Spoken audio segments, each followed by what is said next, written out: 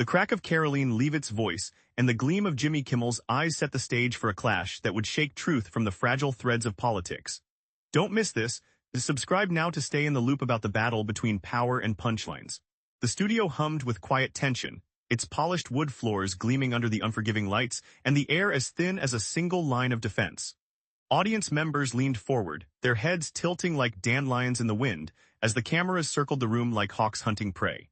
Nothing could cushion the impending collision between a national press secretary and a late-night host who had long made political hubris his personal gym.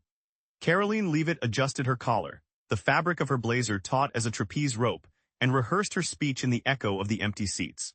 She believed the press would bow to her, every microphone a sword she'd sharpened for the day. Jimmy Kimmel, meanwhile, stood in the wings, arms folded like thesis statements, eyes glinting with the cold precision of a sniper. He wasn't here to fawn over headlines, he was here to dismantle them, and the stakes felt as heavy as a house built on quicksand. Karoline's voice slid into the room like a blade through cheese, sharp, unflinching. She spoke of a press conference days before, the room trembling with the weight of her words. The heat of the podium, the sweat on the back of her neck, the way her tone had cracked like a whip when someone dared question her on the latest tangle of federal policy. The audience saw her falter, but she wasn't going to let it slip, not here, not now. She'd built her reputation on the edge of a scalpel, carving truth from the tar of misinterpretation. Jimmy's fingers twitched, and for a moment his silence felt like the calm before an earthquake.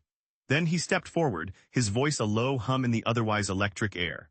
He began with the numbers, the percentage of Americans who distrusted the administration, the rise in misinformation claims over the past month. The data points as precise as a surgeon's scalpel. But he didn't just cite the stats.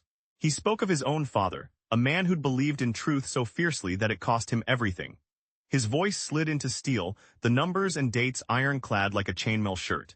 Karoline's jaw tightened as if she could grind her words into dust.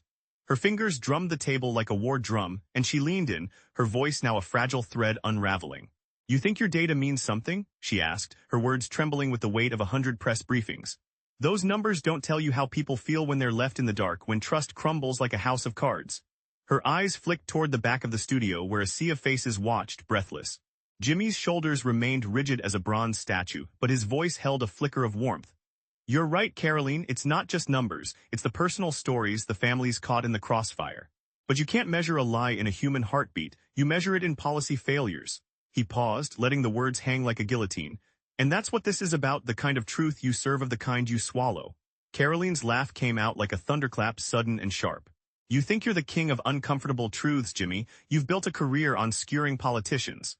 But have you ever had to stand in front of the world, knowing your every word could make or break a relationship with the global stage?" Her voice dipped, almost to a whisper.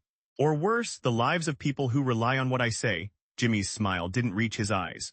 "I've lived with the consequences of speaking truth, just like you've lived with the consequences of closing the door on questions. I don't need to be in the headlights of a press conference to know what truth feels like. It feels like a choice, to confront or to conceal." His words bounced off the studio walls like a live wire. Karoline's rebuttal came with a flick of her wrist, as if she could dismiss the whole argument with a wave. "Your truth is a caricature, painted in the darkest corners of late-night theatricals. Mine is a responsibility, the kind that gets carved out in real time, while a nation watches, while their futures hang on the edge of my sentences." Her voice rose, trembling with urgency. "You think you understand the weight of a single moment in the press room? Try walking into it knowing millions depend on the accuracy of your every breath." Jimmy's eyes narrowed, the sharpness of a hawk seeing prey. "Accuracy. Or accountability." He took another step forward, his voice steady. "Take the time the administration pushed back on the climate report. The numbers didn't lie, but you didn't answer, you deflected, and your audience. They paid the price." Karoline's lips pressed into a thin line, the kind that made West Wing aides nervous. "Do you think I've walked through this day without hearing every whisper, every conspiracy theory that grows like mold in the dark?" Her voice turned to steel. "You're right, I've chosen my words carefully. Because a press secretary isn't a storyteller. She's a bridge between the chaos of government and the people who need to cross it. And that bridge can't be shaken by jesters with clipboards." Jimmy's glint returned, sharper than before. "Jesters, I'm not here to entertain, I'm here to hold a mirror to your profession. And when I look into it, I see a group of people who have mastered the art of saying nothing while pretending to speak for everyone." The room felt heavier, like a copper weight on Karoline's chest. Her hands clenched, her nails digging into her palms like she was gripping the truth itself. If the people need to be reminded of truth, then maybe the problem isn't the press secretary. Maybe it's the people who think truth is a commodity they can pick up from a stand-up comic.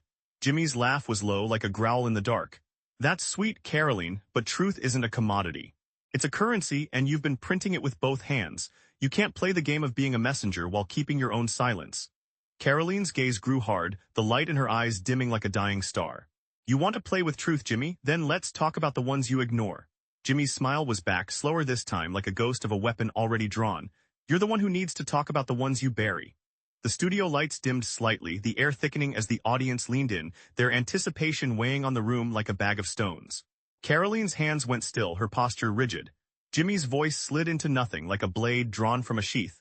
The next move, who would strike, and with what hung between them like a noose waiting to snap.